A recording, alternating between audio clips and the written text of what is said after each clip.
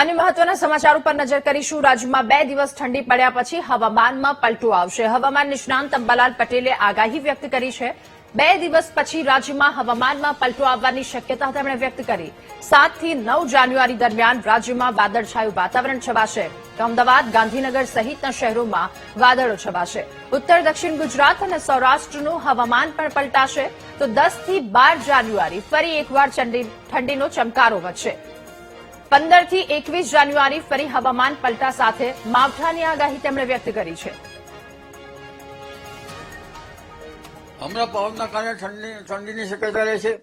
દેશના ઉત્તરીય પર્વતીય પ્રદેશોમાં જે વેસ્ટર્ન ડિસ્ટર્બન્સ આવ્યું છે તેના લીધે હવે ધીરે ધીરે તારીખ 7, 8 અને 9 જાન્યુઆરીમાં વાદળો આવશે। કેટલાક ભાગમાં વાદળો ઘેરાશે, જેમાં ઉત્તર ગુજરાતના ભાગોમાં કચ્છના ભાગોમાં વાદળો ઘેરાશે। મહેસાણાના ભાગો, પાટણ સમી હડના ભાગોમાં વાદળો આવશે।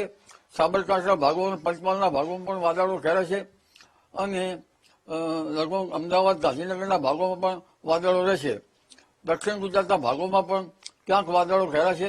એટલે હવે લગભગ બંગાળ ઉપસાગરને જરા સક્રિય વધારે થશે।